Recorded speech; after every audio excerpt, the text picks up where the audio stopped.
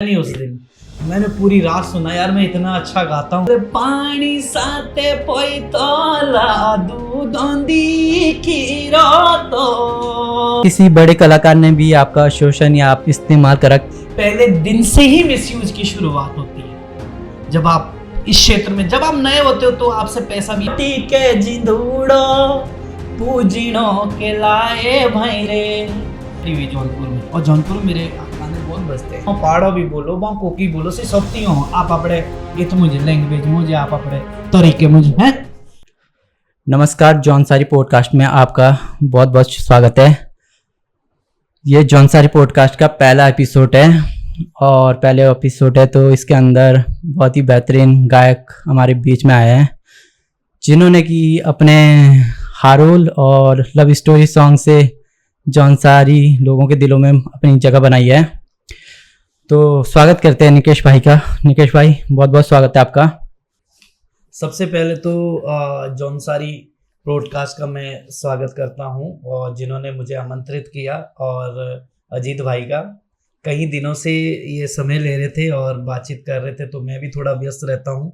तो सबसे पहले तो सभी जौनसारी पॉडकास्ट के लिए सभी दर्शकों के लिए मेरा प्यार भरा नमस्कार। निकेश भाई, हमारे जनता को बताइए कि आपका संगीत का सफर कैसे रहा, कहाँ से स्टार्ट हुआ, कैसे हुआ? मैं जौनसारी लोक गायक निकेश वर्मा आज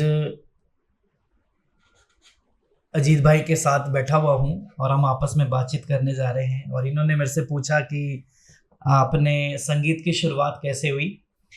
तो अजीत भाई, मैं बोलना चाहता हूँ कि संगीत तो खैर मेरा बचपन से ही मेरे अंदर था, शौक भी था। और मेरी जो मम्मी है वो बहुत प्यारा गाती है। अच्छा। तो कहते हैं ना, ये जम्स खानदानी होते हैं।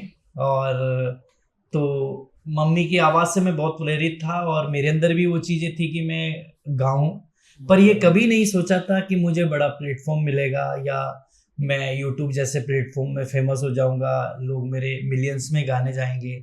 बस एक शौक के दायरे पे मैंने शुरुआत की संगीत में। अच्छा निकेश भाई, मैं थोड़ा आपको थोड़ा और पीछे ले जाना चाहता हूँ। आप अपने स्कूल लाइफ या उससे थोड़ा बचपन में स्टार्ट करिए, शुरुआत से बताइए हमारे जनता को कि आप कैसे स्टार्ट हुआ, क्या आपकी लाइफ स्टोरी है। जी, मैं एक बहुत ही साधारण परिवार से बिलोंग करता हूँ और आज भी हम साधारण हैं। हमको ये नहीं कहते कि बहुत कुछ है, लेकिन मेरी बचपनिंग जो स्कूलिंग है वो गांव से हुई। हम सरकारी स्कूल से पढ़े हुए हैं और हम 3 भाई बहन, मेरी बड़ी दीदी, फिर मेरा भाई, फिर सबसे छोटा मैं। सबसे छोटे आप जी। और छोटी सी फैमिली और मेरे फादर साहब किसान, खेती बाड़ी, आज भी खेती बाड़ी करते हैं। लेकिन मेरे ब्रदर की तबीयत खराब रहती थी ज़्यादातर, क्योंकि उनके दिल में सुराग था। मैं बहुत छोटा था जब बहुत कम उम्र में उनकी डेथ हो गई थी। 18 साल के एज में उनकी डेथ हुई। तो वहाँ से मेरी फैमिली को बहुत ज़्यादा एक सदमा लगा और पूरी फैमिली डिस्टर्ब हो गई थी। वैसे मैंने ये स्टोरी अभी तक कहीं पे एक्सपोज नहीं की, लेकिन आज आपने पूछी इस तरीके से लिया कि बचपन कहाँ से शुरू हुआ, क्योंकि या तो इंसान किसी चीज से बिखर जाता है या किसी चीज से निखर जाता है। बिल्कुल सही बात। तो कुछ ऐसी घटनाएं बचपन में हमारे बीच हुई। मेरे फादर साहब पूरे डिस्टर्ब हो गए थे जब मेरे ब्रदर की डेथ हुई। तो मेरे मम्मी ने फैमिली को संभाला और फिर ये मेरे अंदर उसी समय से चीज़ बैठ गई कि नहीं, मुझे अच्छा बनना है, अच्छा कुछ करना, ताकि मेरी अपनी फैमिली के लिए मैं अपने पापा को ठीक कर सकूं। तो कुछ समय बाद मेरे पापा भी ठीक हो गए थे, सारी चीज़ें ठीक हो गई थी, क्योंकि जब एक उनका जो सहारा होता है, बच्चा अच्छा बनता है। तो और यही संदेश मैं लोगों को भी दूंगा कि अपना जौनसार को दूंगा कि नशे से दूर रहिए और अपने माँ बाप का नाम रोशन कीजिए। ये जरूरी नहीं है कि आप बहुत बड़े स्कूल में पढ़ें। सफलता के लिए तो आपकी सोच होनी चाहिए, आपका डिसीजन होना चाहिए और आपके अंदर कोई ऐब नहीं होना चाहिए। और मैं ये मानता हूँ, मुझे इस बात का गर्व भी है कि मैं किसी भी प्रकार का कोई ऐब नहीं करता हूँ और ना मैं इसके बारे में किसी को सजेस्ट करता हूँ। और जौनसार की जो संस्कृति है, जौनसार की जो कह सकता हूँ कि कल्चर है, वो बहुत ही खूबसूरत है। इससे बेहतर शायद ही कहीं हो। और हमें कोटि कोटि धन्यवाद करता हूँ मासूम महाराज का कि मैंने जौनसार में जन्म लिया। जी, जौनसार के कौन से गांव से हो आप? मैं निकेश वर्मा, जैसे मैंने बोला, और काफ़ी सारे लोग मुझे जानते हैं अगर जौनसार से हैं, क्योंकि मेरी हारोली है जौनसार में। बट मैं रावना गांव से, फिर भी मैं परिचय देता हूँ, मैं रावना गांव का रहने वाला हूँ। बिल्कुल, तो हम पड़ोसी हो गए। बिल्कुल बिल्कुल। रावना मेरा गांव है और पोस्ट ऑफिस भी मेरी गांव में ही है। हाँ। और तहसील चकराता पड़ती है, डिस्ट्रिक्ट हमारा देहरादून है। बिल्कुल। और मेरी 5वीं तक की जो पढ़ाई हुई वो गांव में हुई। गांव में उस समय 5वीं तक का स्कूल था, आज तो खैर बढ़िया 8वीं तक हो गया। उसके बाद की जो मेरी पढ़ाई रही वो मेहरावना स्कूल में रही। मैंने इंटर मेहरावना से किया, 10th किया मैंने मेहरावना से। फिर अच्छा। मैं विकास नगर इंटर कॉलेज से मैंने 12th किया। ये मेरा स्कूलिंग सफर रहा। लेकिन इसी बीच ही ये दौरान मेरे साथ ऐसी मेरे ब्रदर की डेथ हुई, बहुत सारी चीज़ें घर में घटित हुई, जहाँ से मतलब मैंने चैलेंज लिया कि नहीं यार, मुझे एक अच्छा इंसान बनना है, मुझे अच्छा करना है। जी, बहुत बढ़िया, बहुत बढ़िया। तो जब आपके भाई की डेथ हुई उसके बाद आपके स्कूल वगैरह हो गया था? मतलब स्कूल चल, मैं उस समय 6th क्लास में पढ़ता अच्छा, था जब 6th मेरे क्लास। ब्रदर की डेथ हुई। तो उसके बाद मेरी पढ़ाई हुई, कंप्लीट की मैंने पढ़ाई। और मैंने बेसिकली सिर्फ पढ़ाई को ही मकसद नहीं बनाया, मैंने ये ठान लिया था कि मुझे जीवन में कामयाब होना है, मुझे जीवन में आगे बढ़ना है। जी। अच्छा, तो जब आपका 12th हो गया विकास नगर से, क्या उसके बाद आप इस लाइन में आए सिंगिंग के? ये भी एक सफ़र बड़ा अलग है सिंगिंग का। फिर उसके बाद में अपने चाचा जी श्री प्रमोद जी के साथ में चंडीगढ़ गया, वहाँ मैंने पढ़ाई भी की, साथ के साथ काम भी किया। और फिर मैंने अपने पढ़ाई में क्रॉस ब्रॉडनिंग से मैंने MBA भी कंप्लीट किया अपना। और फिर कहीं प्रोजेक्टों में मैंने काम किया, मतलब एक अच्छी स्थिति में मैं अपने को ले गया था उस वक्त। तो फिर उसके बाद संगीत में तो मुझे बड़ा शौक रहा, मतलब पर ये नहीं सोचा था कि मैं सिंगर बन जाऊंगा। अच्छा, तो स्कूल कॉलेजों में मैं स्टेज पे गाता था, अच्छा परफॉर्म भी करता था। लोग मुझे बोलते थे, मेरे टीचर्स मुझे बोलते थे कि निकेश तू गाने की कोशिश करेगा तो अच्छा गाता है। पर मैंने ये सोचा नहीं था, जो मेरी संगीत की शुरुआत हुई वो मतलब सडनली हुई, मतलब जैसे कह सकते हैं सडनली, मतलब स्कूल टाइम से ही शुरू हो गई। हाँ, स्कूल टाइम से तो मैं गाता था, लेकिन जब मैं यूट्यूब पे आया तो उसके पीछे भी कहानी है। लॉकडाउन जब लगा, लॉकडाउन ने मुझे सिंगर बनाया। अच्छा, लॉकडाउन। तो जी, लॉकडाउन पीरियड में ये आइडिया तो था माइंड में कि कुछ करेंगे अपने कल्चर के लिए। कल्चर के लिए मैं बहुत ज़्यादा सीरियस हूँ, अपने कल्चर के लिए। और मैं अपनी पब्लिक को भी कहना चाहता हूँ, जो आप मुझे पहली बार देख रहे हैं, कि जो हमारा कल्चर है वो बहुत ज़्यादा खूबसूरत है जौनसार। और मैं अपने कल्चर के लिए जितना कंट्रीब्यूट कर सकूं उतना कम है। और बहुत सारे लोग अपने कल्चर को रिप्रेजेंट करते हैं, लेकिन मेरी अपनी भी ये बहुत ज़्यादा कोशिश रहती है कि मैं अपने जौनसार को पूरे देश विदेश तक लेके जाऊं। और इसी के तहत मेरी सोच थी कि लॉकडाउन में मैं कुछ ऐसा चैनल बनाऊं यूट्यूब पे जिसमें मैं अपने कल्चर को दिखाऊं। लेकिन जब मासूम महाराज की कृपा हुई, जी। हमारा इष्ट देव, तो मेरा दोस्त है, एक फेमस नाम है, मैं आज लेना चाहता हूँ यहीं पे। और मेरा क्लोज भी है वो बहुत जी। राकेश दिलवर, जो एक जौनसार का बड़ा नाम है और बिल्कुल बहुत ही अच्छा गाता है। और उससे बेहतर गायकी से भी बेहतर जो मुझे उस इंसान की लगती है वो लेखनी लगती है, लिखता भी है और इतना खूबसूरत वो लिखता है। वो विकास नगर में उनका स्टूडियो था, ऐसी फ्रेंडली में मुलाकात हुई काफ़ी समय के बाद, क्योंकि हम क्लासमेट रहे दोनों। अच्छा। तो फिर उन्होंने मुझे, यार निकेश भाई मेरा यहाँ स्टूडियो है, मेरे स्टूडियो में चलो। मैंने उससे पहले कभी स्टूडियो नहीं देखा था। जी। तो उन्होंने फिर मुझे गाइड किया, निकेश भाई स्टूडियो चलो, और मेरा स्टूडियो है यहाँ पे, आप गाते अच्छा हो, चलो। तो मैं स्टूडियो में गया। फर्स्ट टाइम मैंने म्यूजिक सेटअप देखा, फर्स्ट टाइम मैंने स्टूडियो देखा, उससे पहले देखा नहीं, और मैं बहुत ज़्यादा खुश हो गया कि यार कितना बढ़िया ये सेटअप होता है। और फिर मुझे उन्होंने ऐसे ही प्यार से कहा कि यार कुछ गा दो, मतलब कोई प्लानिंग नहीं थी, कोई ये नहीं था कि मैं गाऊंगा। और वहाँ पे जो म्यूजिक डायरेक्टर थे, वहाँ से मेरी शुरुआत हुई, रोहित मोडका जी। उन्होंने भी मुझे मतलब पहली बार मिले तो पहचाना क्या, कोई जान पहचान भी नहीं थी, लेकिन किस्मत से चीजें जब बनती है तो राकेश भाई ने मुझे बोला कि आप किस टाइप का गाना गाना चाहोगे। और हमारे 90% सिंगर जॉनसार के लव सॉन्ग से ही शुरुआत करते हैं। बिल्कुल बिल्कुल। तो लव सॉन्ग मैंने कहा लव सॉन्ग कुछ लिख दो। तो उन्होंने, उनके जो पार्टनर थे संजय तोमर जी, अच्छा, संजय तोमर जी और राकेश दिलवर जी ने एक गाना, पहले मुझे राकेश भाई ने धुन दी कि इस धुन पे 2-3 धुन दी, लेकिन मुझे वही धुन अच्छी लगी क्योंकि वो श्री हमारे कह सकते पुराने जो लोक गायक जॉनसार का बहुत बड़ा नाम श्री जगत राम वर्मा जी की धुन से, गानों से कुछ मैच करती थी। तो मुझे लगा ये धुन मेरे लिए शायद बेटर होगी। और संजय तोमर जी और राकेश दिलवर जी ने मेरे लिए गाना लिखा, और इसमें सबसे ज्यादा श्रेय राकेश भाई का ही जाता, जिन्होंने मुझे इस क्षेत्र में लेके आए। और फिर मेरी कहानी गाना मेरा पहला गाना रिकॉर्ड हुआ। अच्छा। और पहले अटेम्प्ट जब मैंने गाया तो म्यूजिक डायरेक्टर ने, श्री रोहित भाई ने भी मेरी बहुत तारीफ की कि यार आप बहुत अच्छा गाते हो, अच्छा सुर है आपका, और सबसे खूबसूरत बात यह कि आप ऊंचे स्केल पे गाते हो। जॉनसार में बहुत कम लोग, ये रोहित भाई के शब्द थे और राकेश भाई के शब्द थे उस समय जब मैंने ये गाना गाया जी। और फिर मेरा पहला गाना ये रिकॉर्ड हुआ, मेरी कहानी। और मेरी कहानी गाना जब मेरा बना तो रात को मैंने पूरे रात सुना, मैं सोया नहीं उस दिन, मैंने पूरी रात सुना, यार मैं इतना अच्छा गाता हूँ, पहली बार गाया।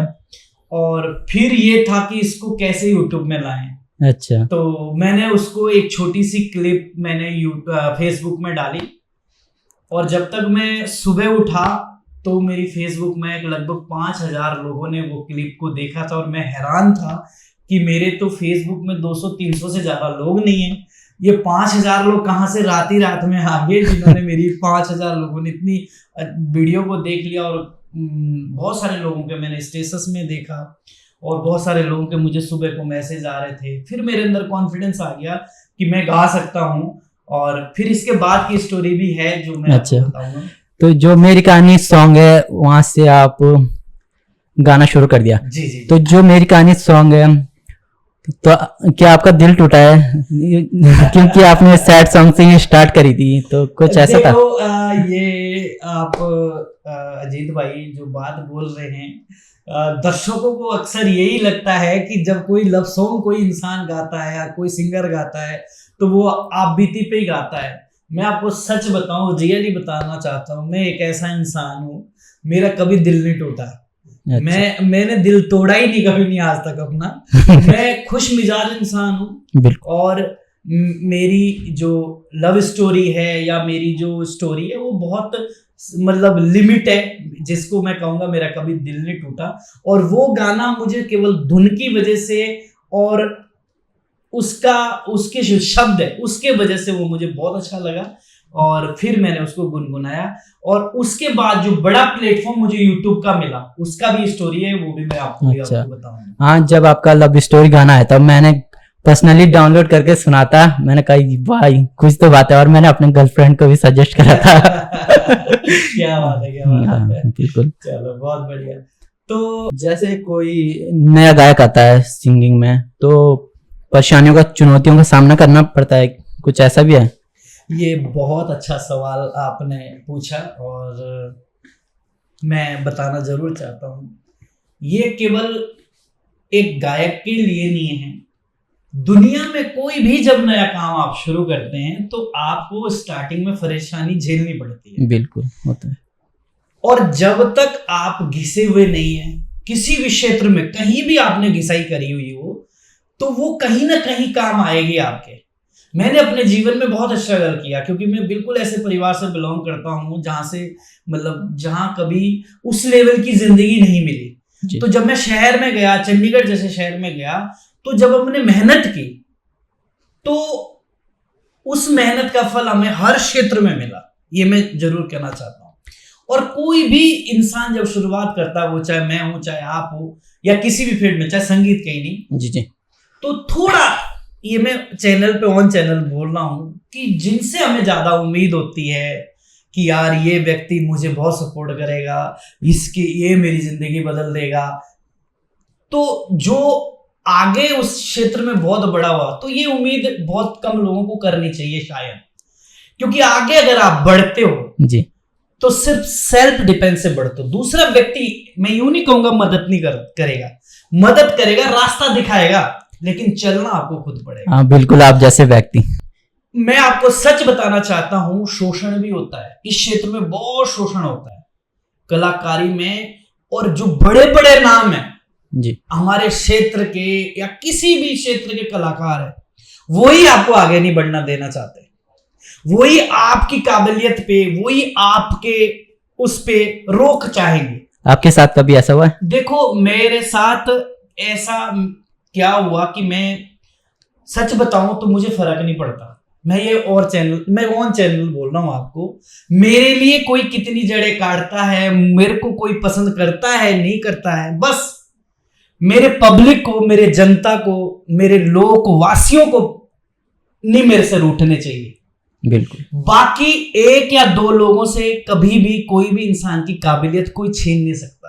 बिल्कुल। और ऐसा नहीं कि मुझे आगे बढ़ने के लिए लोगों ने रोका नहीं होगा, मुझे टोका नहीं होगा, या मेरा मिसयूज नहीं किया होगा। पहले दिन से ही मिसयूज की शुरुआत होती है।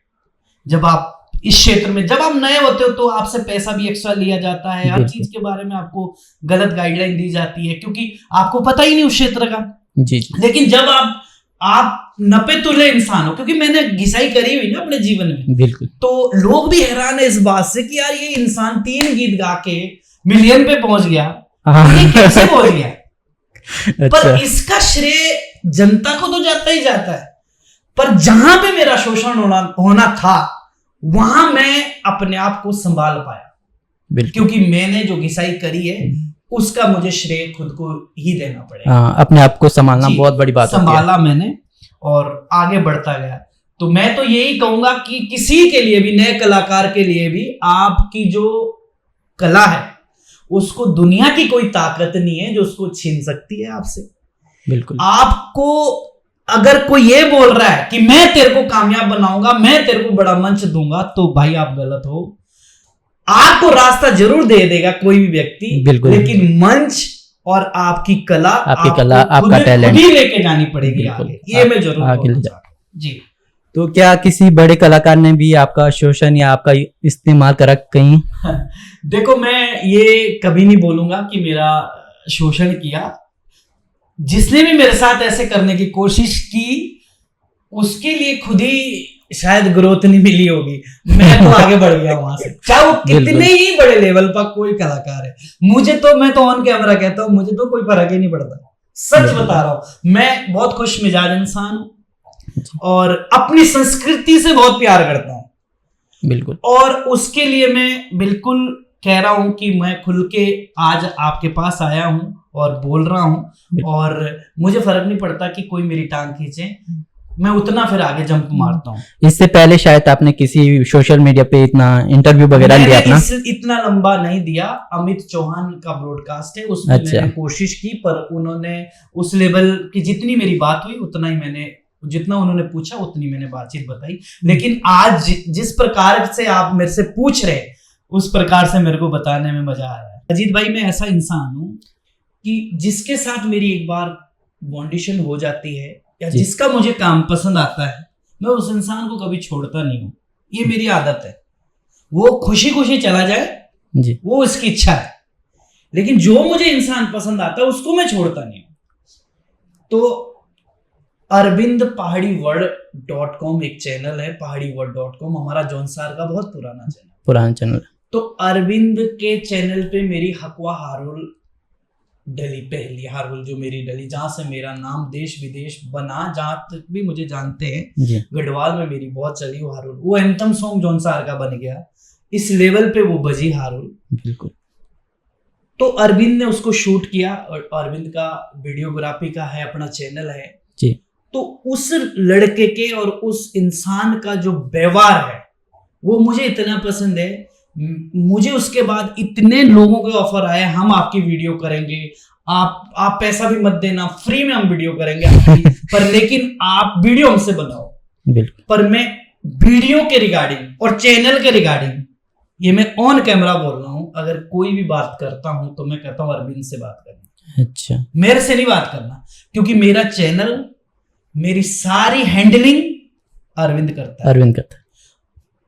मैं पहले दिन से ही जब से जुड़ा हूं, उसके साथ मेरी क्या डील है, वहां पे हम क्या चीज करते हैं, जी जी। वो हमारे अपने पर्सनल है जी। लेकिन जो मुझे पसंद आता है इंसान, तो वो मैं उसको छोड़ता नहीं। दूसरा, हकवा हारुल के पीछे की जो सोच रही मेरी, वो जी। ये सोच रही कि मुझे कल्चरल चीज देनी है और मैं कल्चरल के ऊपर ही काम करना चाहता हूं। तो मेरे गांव में जो बुजुर्ग लोग हैं, मैं उनके साथ बैठा। जी। वो लिख नहीं सकते, अच्छा। लेकिन बोल सकते हैं कि इसके बोल ऐसे हैं। तो मैंने लिखा खुद, उनसे फोन में मैंने रिकॉर्डिंग का बटन दबा के उनसे गवाया। तो जब हकवा हारुल की जो धुन दी तो कुछ इस प्रकार थी, जिसको मैंने मॉडिफाई किया अपने तरीके से।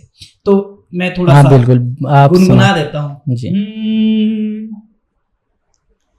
पानी साते पोइतोला दूधोंदी खीरो तो होरी देखी दाइयोला। क्या बात है। मोइलोरी तीरो तो।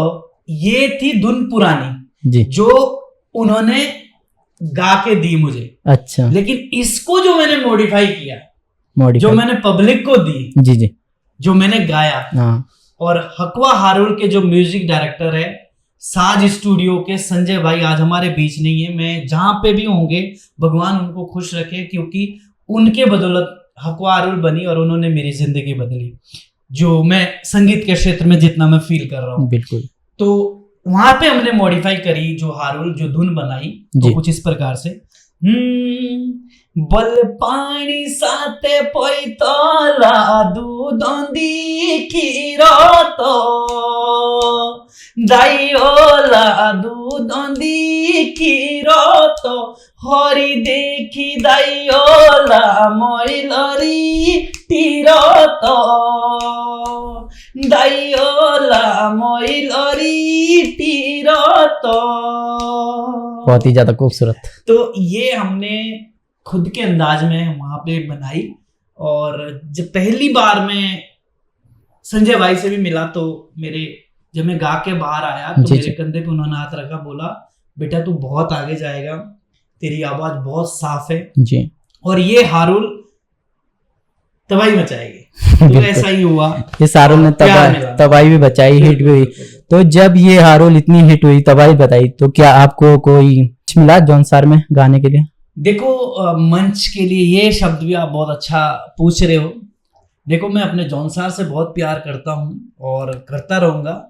मुझे जौनसार के लोग, जौनसार के गांव मुझे मंच दे या ना दे, मेरे किसी से कोई शिकायत नहीं है भाई। बड़े बड़े कलाकारों को जो उस लायक है उनको मंच दे, हमें इससे कोई लेना देना नहीं है।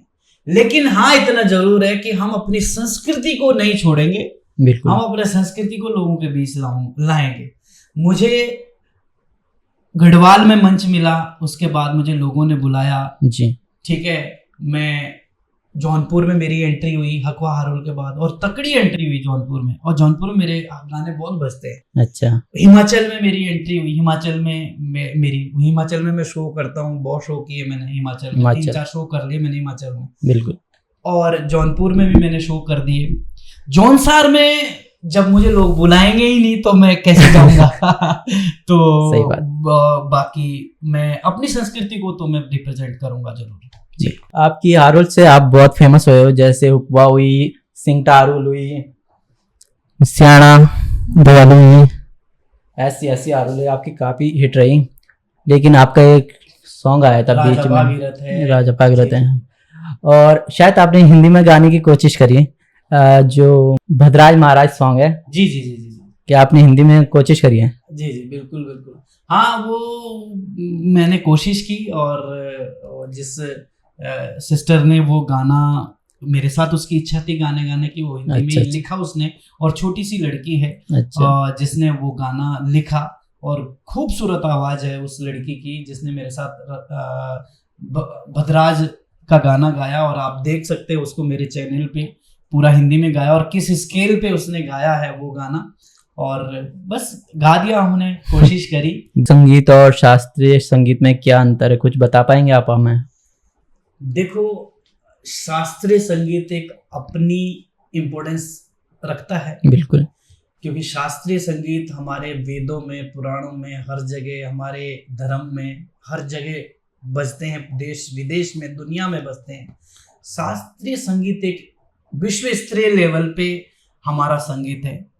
और अगला आपने पूछा, शास्त्रीय संगीत से मुझे कुछ नहीं आता है, सच बताऊं। अच्छा। मैं लोक गायक हूँ, बिल्कुल और मैं अपनी लोक गायकी से ही फेमस हुआ हूँ जितना भी। बिल्कुल। और मैं लोक गायकी को इम्पोर्टेंस इसलिए देता हूँ ज्यादा, क्योंकि अपनी संस्कृति को जिंदा रखने के लिए लोक संगीत सबसे बड़ी शायद पार्ट अदा करता है। बिल्कुल जी, जहां भी जाते हैं, चाहे वो हिंदी सॉन्ग है, चाहे वो गढ़वाली है, कुमाऊनी है, कोई भी सॉन्ग है, बिल्कुल। लेकिन जो मजा अपने गानों में आता है, सच बताऊं, और जो हारोली में मुझे मजा आता है, और मैं ज्यादातर हारोली गाता हूँ। जी इसके पीछे भी मैं थोड़ी कहानी बता देता हूँ आपको, बिल्कुल। कि जब मैंने संगीत के क्षेत्र में पूर्ण रूप से शुरुआत की, मेरा हकवा हारोल चला, तो काफी कलाकारों के साथ मेरी शुरुआत हुई, मिला।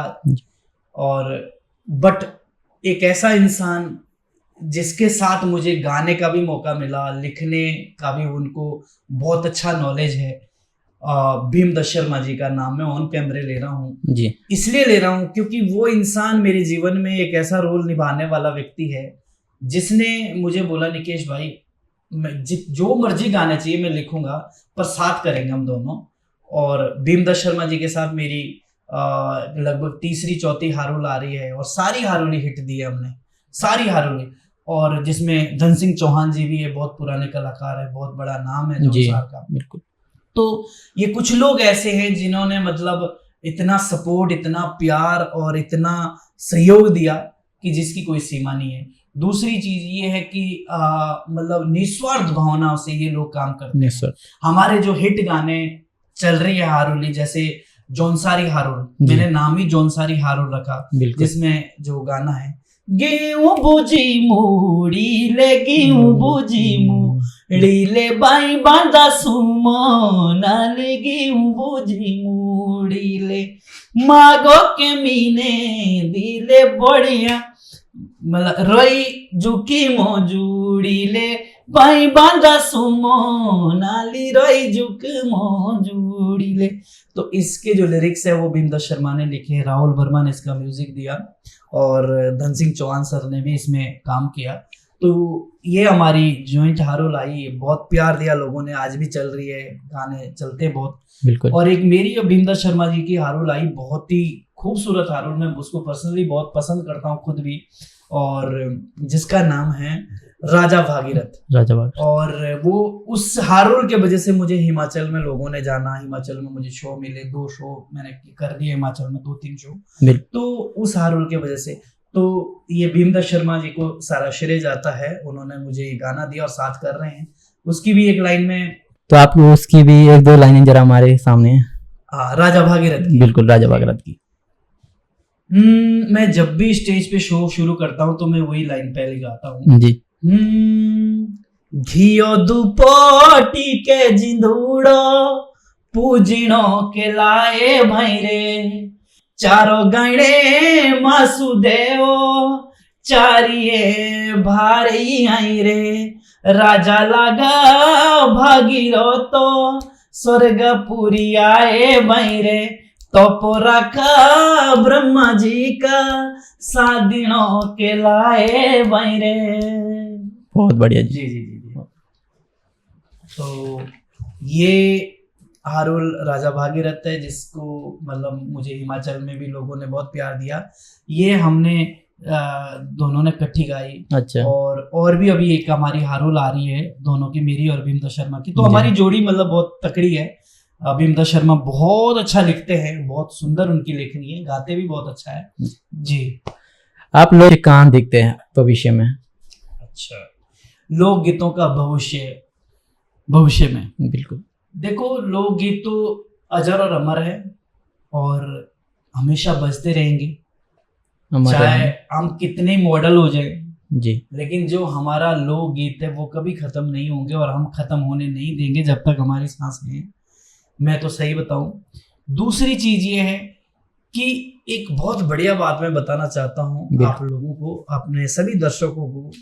ये चीज मैंने पर्सनली अनुभव की और मैं सोच रहा था ये मुझे मौका मिले तो मैं पब्लिक के बीच कभी बताऊंगा इस बात को, पर आपके चैनल से बता रहा हूं। अच्छा है, ये बात ध्यान देना कि जो काल्पनिक चीजें होती है, क्षण समय के लिए जो दिखावा जिसे हम बोल सकते हैं, दिखावे की जिंदगी बोलो या दिखावे का कुछ भी चीजें बोलो, वो क्षण समय तक ही रहती है, फिर वो खत्म हो जाती है जी। ठीक है, फिर वो पुरानी चीजें वाकई आपको याद आएगी। मतलब क्या है इसका, इस बात का मतलब ये है कि जो हमारी लोक संस्कृति है और जो हमारा रीति रिवाज है, जो हमारी जन्मभूमि है, जी जी, उससे अलग हम कभी हो ही नहीं सकते। अच्छा। अगर हम हो भी रहे हैं कुछ समय के लिए, क्षण भर के लिए चकाचौंध की जिंदगी देख रहे हैं, तो ये कुछ समय आपको अच्छी लगेगी। ये मैंने जी खुद से अनुभव किया। मैं जब चंडीगढ़ गया, मैं जब इस संगीत के क्षेत्र में आया, जब मैं मंचों पे गया, जब मैं ये हिंदी गाने गाने की मैंने कोशिश की, जब मैं लोगों को देखता हूं ये बॉलीवुड में, ये हॉलीवुड में, ये फलाने ढिमकाने में है, तो ये मुझे भी बड़ा अट्रैक्टिव लगा कुछ समय तक। बिल्कुल स्टार्ट। लेकिन जब मैं अपने संस्कृति को देखता हूं फिर से मुड़ के, तो ये सब फीका लगता है जी। बिल्कुल। मतलब मुझे अपने संस्कृति से बेहतर कुछ भी नहीं लगता। और एक बात और अभी इस साल मैंने नोटिस की है, वो ये नोटिस की है कि 2 साल 3 साल पहले रामलीला जो हमारे होती है हिंदू धर्म में, जब दशहरा नजदीक आता तो रामलीला का एक सीजन सा आ जाता है, राइट? बिल्कुल। तो वो चाहे देशोंदी बोलो, वहां पहाड़ों भी बोलो, वहां कोकी बोलो, से सबती हो आप अपने, ये तो मुझे लैंग्वेज मुझे आप अपने तरीके मुझे हैं। बट कुछ 2 साल पहले 3 साल पहले ये चीजें खत्म हो रही थी। खत्म ये हो रही थी कि लोग मंच तो बना रहे थे जी, लेकिन वहां पे सिंगर को बुला रहे, कुछ और ही चीजें चल रही, वहां ड्रामे चल रहे, हाईटेक होगी सारी चीजें, कोई रामलीला नहीं, कोई कुछ नहीं, कोई कुछ नहीं। लेकिन मैंने इस साल नोटिस किया कहीं गांवों में पूरी तरीके से वो, जैसे हम अपने लैंग्वेज में रामलीला, जैसे हमारा वो क्रेज होता था ईरवन मान, श्री रामचंद्र जी और सीता जी, क्योंकि मैं खुद भी पाठ रखा खेली, सीता का पाठ रखा मैं अपने गांव का खेली। अच्छा। तो मतलब सा जो क्रेज था ये यूट्यूब ने, फेसबुक ने, इंस्टाग्राम ने वो खत्म कर दिया था। लेकिन दोबारा से ये रिमिक्स हो रही, ये हमारे अंदर है। हम सोचते हैं ना कि अब तो ये कॉमन होगी चीज, लेकिन नहीं। जोशो बरसात मुझ पानी आछो लागो, ठीक? बिल्कुल। हर चीज का एक वक्त होता है, तो हर समय में जो चीज होनी चाहिए वो अच्छी लगती है। अब दशहरे में हमारे अंदर वो क्रेज आता है रामलीला का, वो भावनाएं आती है, तो वो चीज होनी चाहिए और हो रही है। मुझे इस बात की खुशी है कि हमारे क्षेत्र में इस बार रामलीला कहीं गांव में हो रही है। पर बहुत बहुत धन्यवाद। कहीं कहीं जो जैसे रामलीला वगैरह होती है वो लोग अब भूलते जा रहे हैं, क्योंकि मैं से बोल रहा हूँ, मैंने आपको ऑन कैमरा बोल दिया और ये मैं चैलेंज करता हूँ पूरी दुनिया को भी जी कि अपने चीजों से जितना आप अलग होंगे, हमारी क्या औकात है यार अलग होने की, अपने संस्कृति से अलग होने की, या हम किसी चीज को भूलने की। वो जो आपकी जन्मभूमि है वो आपको भूलने नहीं देगी भाई, लेकिन नहीं देगी। मुझे लग रहा है जैसे लोग गांव से पलायन हो रहे हैं शहरों की तरफ, तो कुछ ना कुछ भूलते जा रहे हैं अपनी संस्कृति को। बिल्कुल ही जो लोग भूलते जा रहे हैं, अपनी लैंग्वेज भूलते जा रहे हैं। एक पीढ़ी उनका एक औधा याद जरूर आएगा उनको कि हमारी वो चीज थी।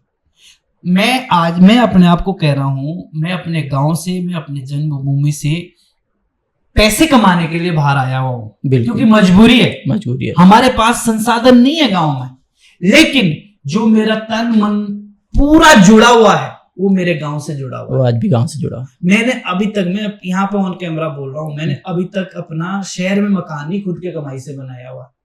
मेरा मकसद ही ये है कि मैं अपने गांव में मैं अपने छानी के मान रहा हूँ जो भी चीज है, ये मैं ऑन कैमरा। बहुत बढ़िया सोच है, ये सोच है बहुत ज्यादा जी। भाई एक क्वेश्चन ये है कि जैसे आपके संगीत में एंट्री हो चुकी है, तो उसके बाद जो यूट्यूब का सफर है आपका, वो कैसे शुरू हुआ? ये भी अजीत भाई अच्छी स्टोरी है, क्योंकि अब गाना तो मैंने निकाल दिया था, मेरी कहानी पहला गाना आ गया था, फिर हकवा हारुल मेरी आई, फिर मैंने डिसाइड किया कि यार अपना चैनल भी होना चाहिए। जी जी। बट यूट्यूब में पहला गाना शायद ही किसी को चैनल वाला की कॉल आई हो कि मुझे आपका गाना चाहिए, पर निकेश वर्मा ऐसा शख्स है जौनसार में जी, जिसको मेरा पहला ही गाना मेरी कहानी के लिए मुझे चैनल वाले की कॉल आई, और उस भाई का अभी मैं ऑन कैमरा बहुत बहुत धन्यवाद करना चाहता हूँ। सतपाल चौहान जी, जो एक मतलब बहुत उनका यूट्यूब चैनल था अपना, और सतपाल चौहान जी को बहुत श्रेय जाता है मुझे यूट्यूब में लाने का। और मेरा गाना मेरी कहानी के लिए उन्होंने मुझे कॉल किया, भाई ये गाना चाहिए, बहुत खूबसूरत आपने गाया हुआ है और ये मैं अपने चैनल पे डालूंगा। और उन्होंने सीधा मुझे ऑफर ये किया कि जो भी इस पे खर्च आएगा वो मैं दूंगा। और मैं आपको रियली बताना चाहता हूँ, मैंने 1 रुपए का खर्च पहले गाने में नहीं किया। अच्छा। वो सारा चैनल वालों ने मुझे दिया, और भली मैंने आज तक किसी भी चैनल वालों से कोई डिमांड नहीं रखी कि मुझे इतना पैसा चाहिए, ठीक है, लेकिन उस व्यक्ति ने पहला ही गाना मेरे से कोई 1 रुपए नहीं चार्ज करके मुझे वो गाना, नहीं मैंने ऐसा भी सुना लोगों से कि जो चैनल पे गाने डालते हैं वो पैसे भी लेते उल्टे। तो ऐसा भी हमारे जौनसारी कलाकारों के बीच होता है, तो पर हमारे साथ ऐसा नहीं हुआ। और मैं सतपाल चौहान का बहुत बहुत धन्यवाद करना चाहता हूं, जिन्होंने मेरी यूट्यूब में शुरुआत करवाई और मेरा गाना अपने चैनल पे डाला, और उसमें मेरे 2-3 गाने डाले और अच्छे चले, बहुत अच्छा काम किया हम दोनों ने साथ। और एक बहुत अच्छे मेरे मित्र भी हैं सतपाल चौहान जी। और उसके बाद हकवा के बाद मैंने फिर अपना चैनल बनाया, और इसमें सारा श्रेय अरविंद रावत को जाता है। और आज चैनल पे जैसे स्वरों को मोड़, जैसे अतर भाई के साथ मैंने गाना गाया, जी जी, अतर शाह के साथ मैंने गाना गाया, और बहुत अच्छा रहा हमारा सफर दोनों का। और जो मैंने सोचा वो उन्होंने किया, जो उन्होंने सोचा वो मैंने किया, और हमने गाना इकट्ठा किया दोनों ने, और बहुत प्यार दिया लोगों ने। और सॉन्ग गाना मैंने अपने चैनल पे बहुत अच्छी तरीके से जा रहा है, चल रहा है। बिल्कुल। और बाकी बहुत सारे गाने हैं जिससे प्यार मिला। अभी नया हमारा गाना आया है भीमदा शर्मा जी और धन सिंह चौहान जी का, अभी हमारी तीनों की जोड़ी बहुत अच्छी है जो लोग पसंद कर रहे हैं। इस भी आप हमें हिमाचल में शो भी मिला, तीनों लोगों को बुलाया था। अच्छा। जो अभी नई हारोल आई है, जिसमें मतलब नॉन स्टॉप हारोल धमाका के नाम से हारोल आई, बहुत प्यार मिल रहा, लोग बहुत प्यार कर रहे हैं उसमें। और उस समय वो हमने गाने को डाला हारोल, जब ऑफ सीजन बोलते हैं, कोई गाने नहीं चल रहे होते हैं, जब कोई यूट्यूब में गाने नहीं डालता है, तब हमने गाना डाला। और मतलब बहुत प्यार दे रहे लोग, लगभग 4 लाख पार पहुंचने वाली वो हारोल, और मिलियन जाएगी वो भी मुझे पता है। बिल्कुल जी जी। और लोग कुछ तरह दिमाग में सब कुछ ऑलमोस्ट।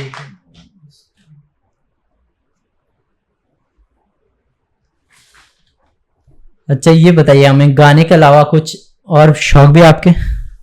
देखो गाना तो मेरा बहुत ज़्यादा शौक है, बाकी मैं छोटे मोटे बिजनेस भी करता रहता हूँ अपना, और गाड़ी का शौक है बहुत, गाड़ी में चलाता हूँ। और बाकी क्रिकेट का शौक रहा, क्रिकेट भी मैंने खेला, स्कूल टाइम में बहुत खेला। अच्छा। और बाकी गाने को तो मैंने करियर ही समझा है अपना, और बस अपनी संस्कृति को नहीं कभी भी छोड़ेंगे, ये मैं ऑन कैमरा बोल रहा हूँ। और संस्कृति के साथ ही चल के हम संगीत को आगे बढ़ाएंगे।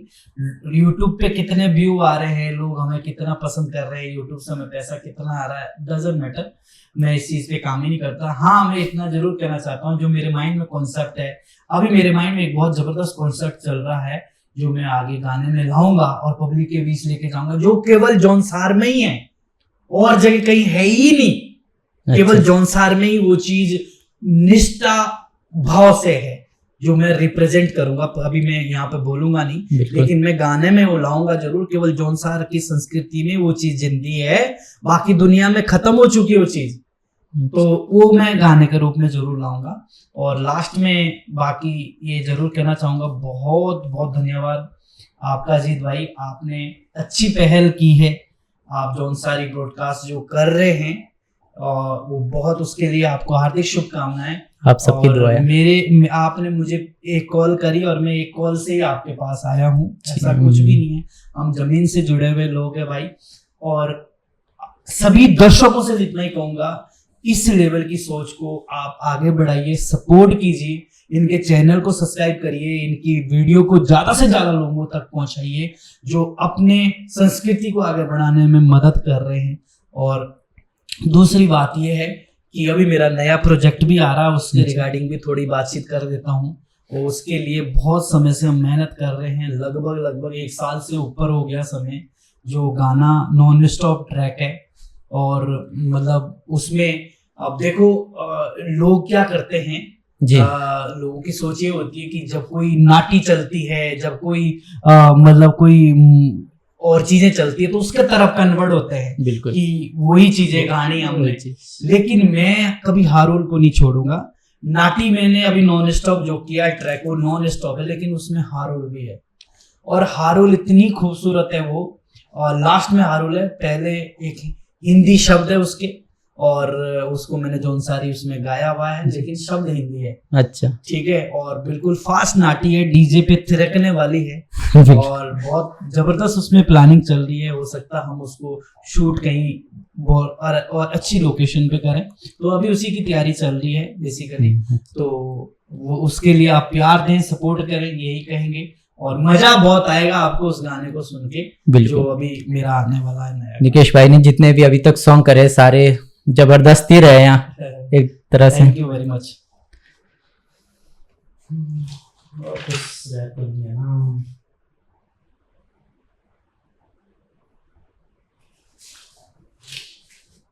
जैसे आपने गायकी शुरू करी है और आपका व्यक्तिगत जीवन है, उसके बीच कोई संतुलन बिगड़ा नहीं है?